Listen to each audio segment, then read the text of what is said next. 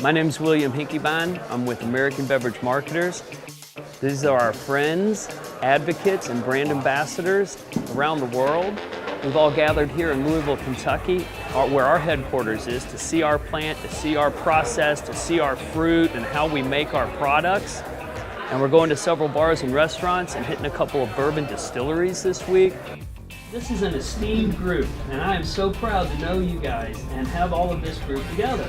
It is our honor to have all y'all here, and you know I mean it, and it is so true. It's great to be in Louisville again.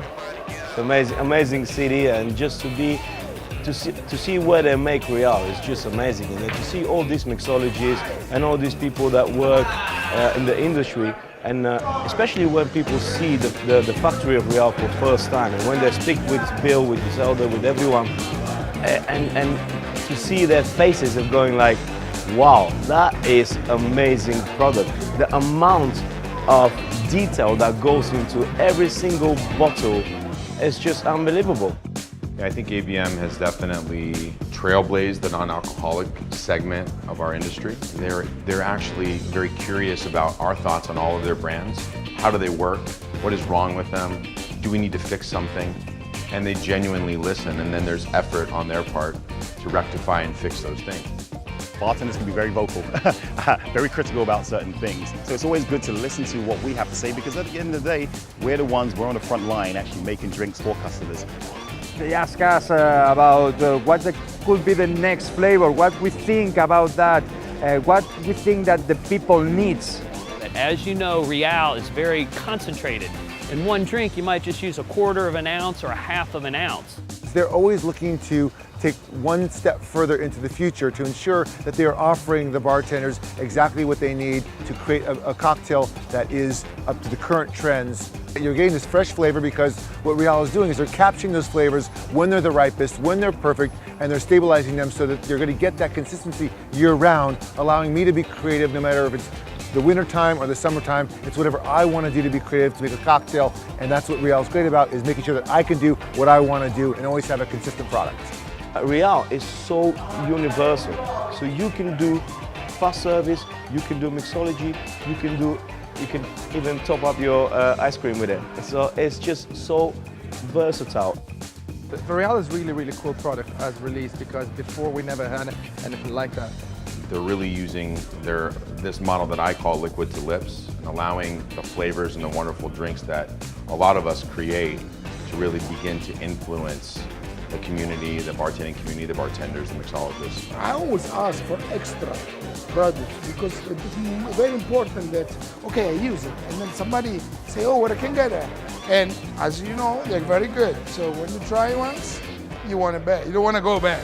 The young craft bartenders, we all have very negative about the purist of things, but most of the time it's because of lack of dedication. When you really go and learn about it, you realize how it's really made, you change your opinion. There's a lot of ingredients we can make ourselves, but can you make it consistent? Can you make it at that price? And can you make it always taste the same? That's the real question. And do you have a really time to do that? I try to explain when I use the Real products for the consistency, the same flavor, and it's very important, the same color too. There's a situation where someone came in and asked for a drink. I made an amazing drink for them. It was like a black cherry daiquiri, using a little bit of the black cherry Real. But that person also wanted that same cocktail for an event they were doing, and they wanted 1,000 of them. Try what's called crushing 1,000 blackberries and trying to get consistent flavor inside there. No, I just used a bit of the black cherry Real for that particular drink, and every single drink went out amazing. I love to use a lot the passion fruit Real, blue agave nectar Real, pumpkin spice.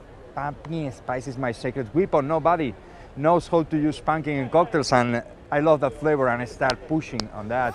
Also the ginger. I came from the kitchen, spent many years in kitchens, bartended too for the last 20 years, but really utilized that skill set that I gathered while I was in the kitchen, and that's flavors and profiling and understanding how flavors work together, and then utilizing the tools that ABM's provided, such as the Real brand, to really integrate into our drinks and what we're doing. In the last couple of years, I substitute the honey with agave. It's easy to use, ready to use, and give me a little bit of smokiness in the drink, and it's very fluid when you make a drink. There's a lot of flavors that on the range of real that you can put on a tropical tiki cocktail. It's the ones that I love, and it's a perfect tool and secret weapon on my cocktails. It's really great to see these amazing flavors come through that are really so very usable in so many different applications, whether it's tiki cocktails, classic cocktails, they're just really quite amazing.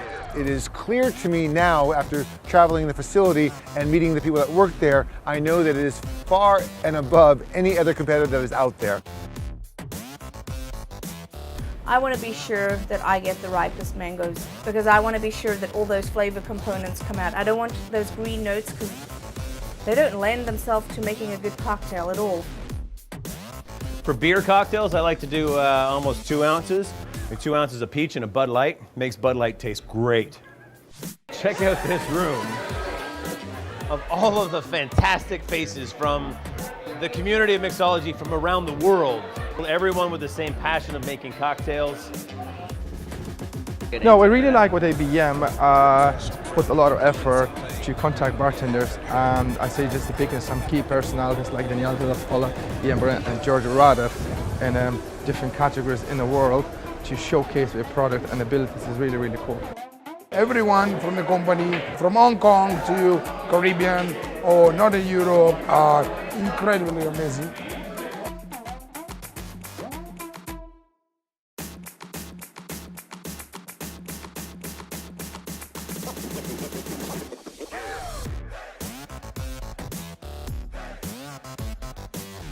Careful, don't flare it.